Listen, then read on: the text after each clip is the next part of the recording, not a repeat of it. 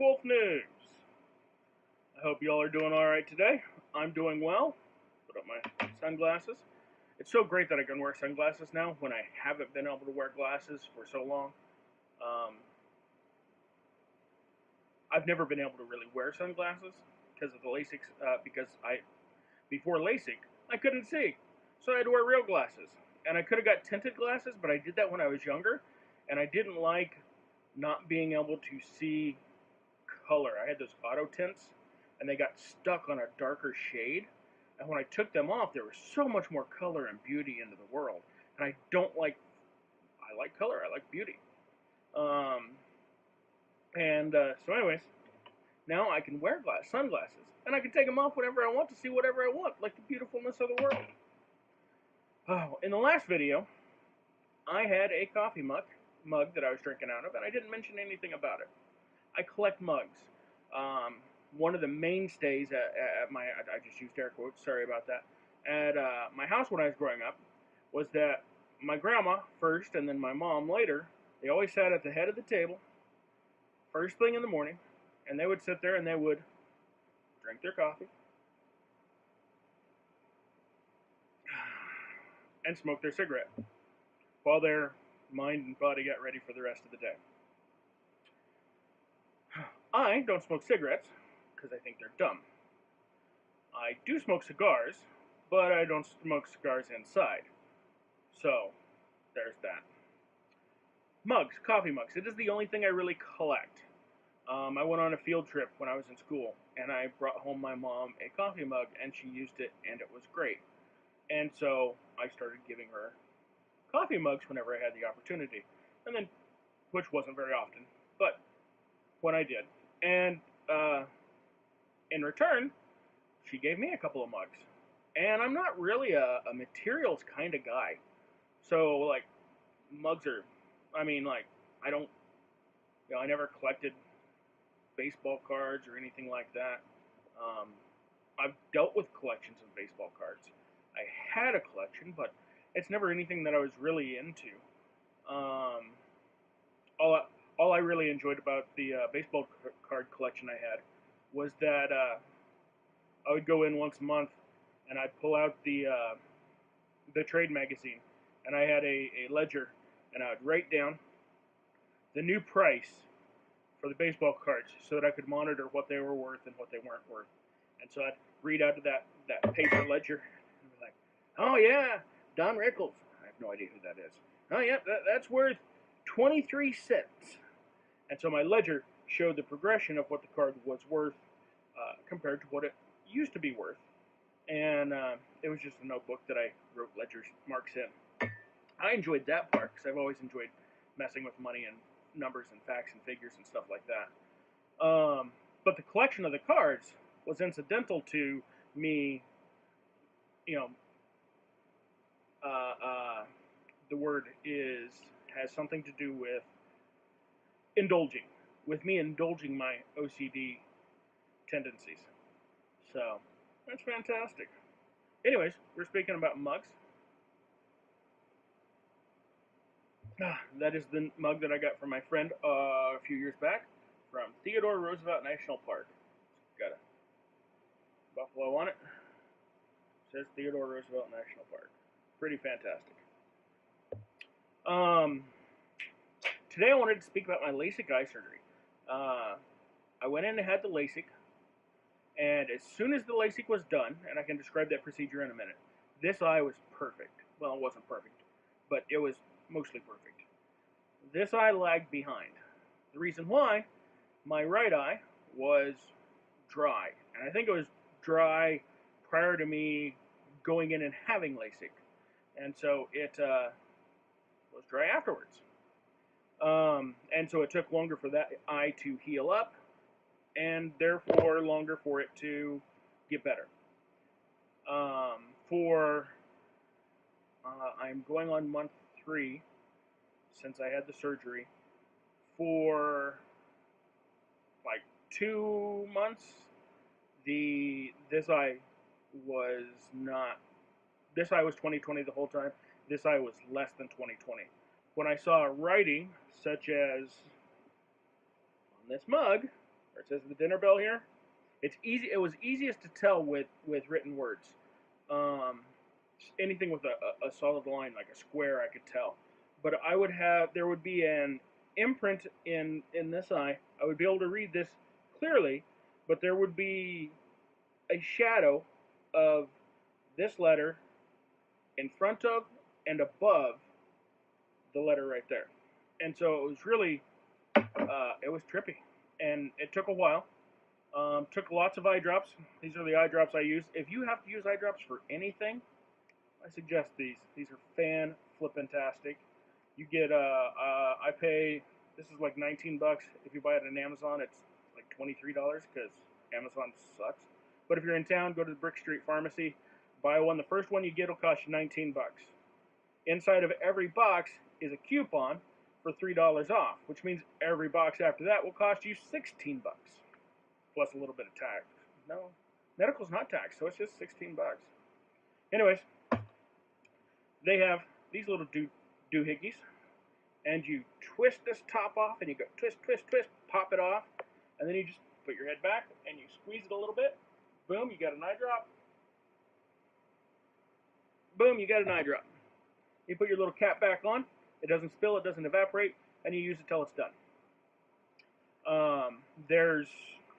If you just do one drop in each eye, which is what I've been doing recently, there's at least 10 to 15 drops inside of one of these. And it makes you be able to see. And it helps your eye heal and anything. So if you have any problem with dry eyes or whatnot, those are the ones I recommend. They have been fantastic. I've tried a number of them throughout my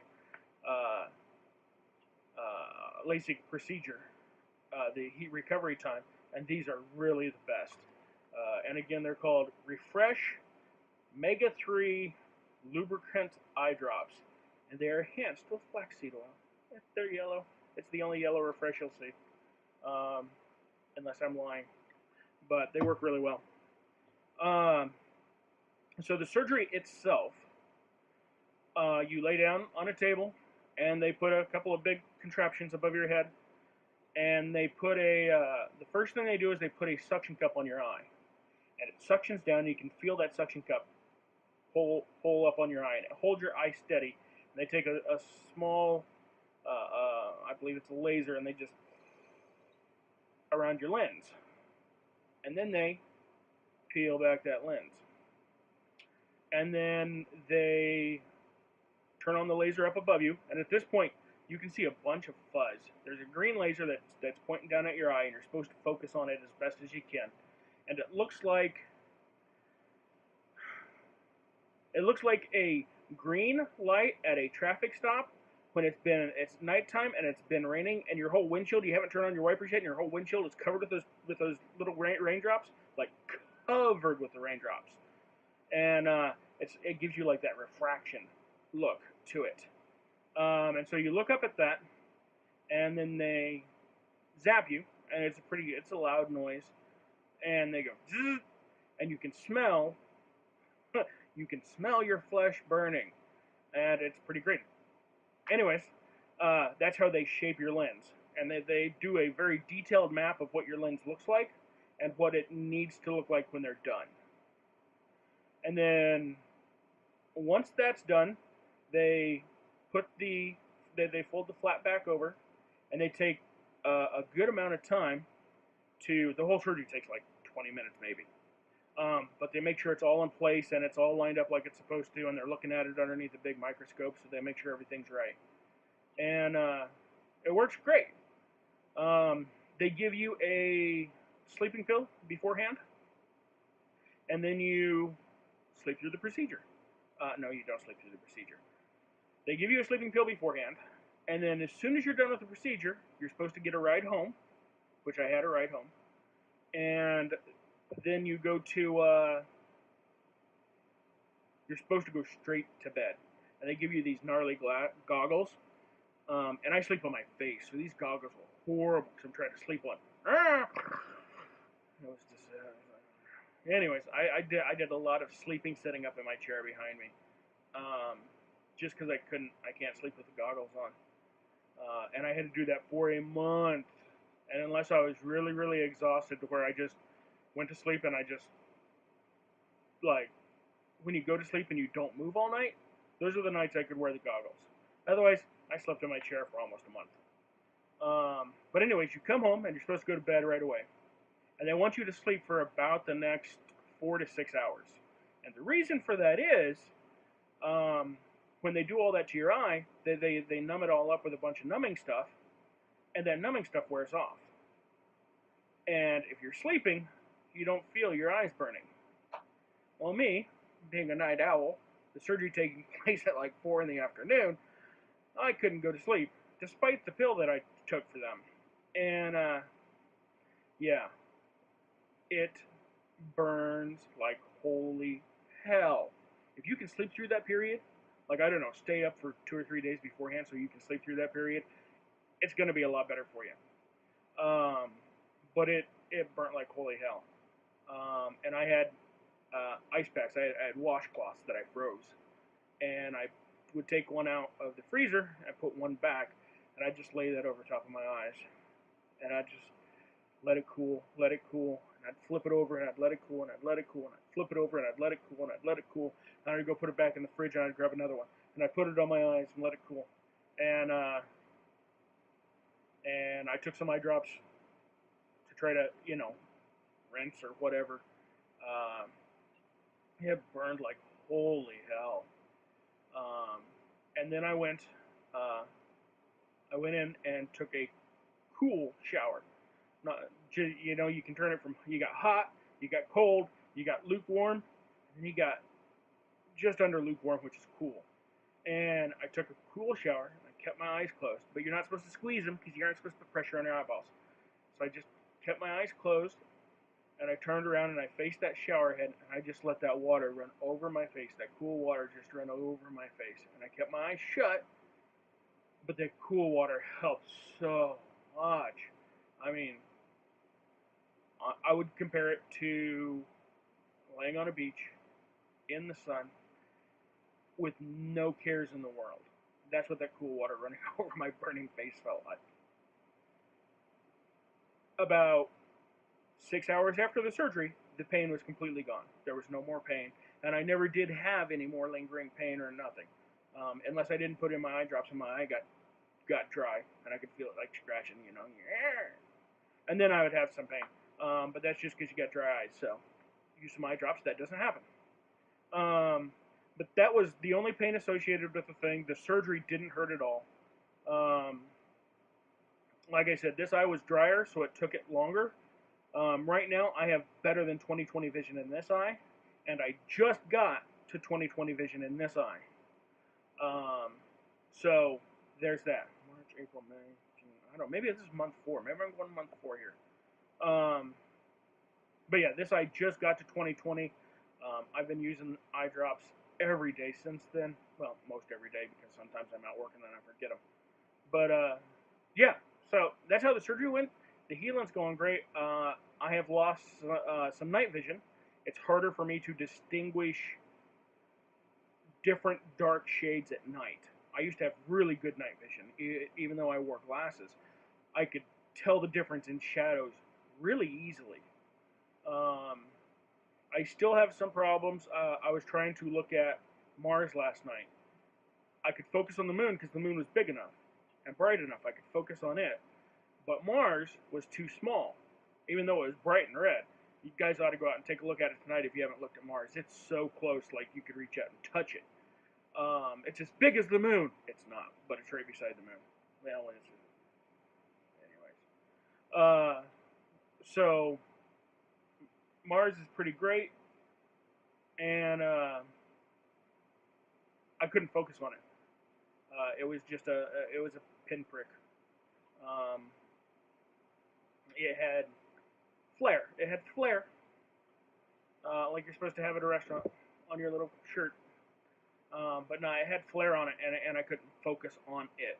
But the moon was big enough I could focus on it, and that's kind of the problem with the night vision is I can't bring in as much light to correct for that sort of thing. So it's harder for me to distinguish between darker shadows, which is kind of annoying because I've always had really great night vision. I'm the type of guy who I still don't, just on principle. I don't use lights when I go out walking at night. Um, and my hope is that I will bring back that night vision.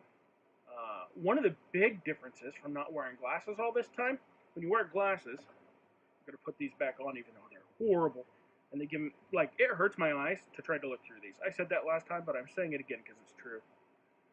So you put these on and your eyes hurt. But when you're wearing glasses, from here back, it's hard to see because you can focus clearly here forward. So anything you can see here out is great, but it kind of cuts off the vision up top, a little on the bottom, your nose, and then out this side. So you lose your peripheral vision. So since I'm not wearing glasses, I've got that peripheral vision back. And on top of that, I can see clearly.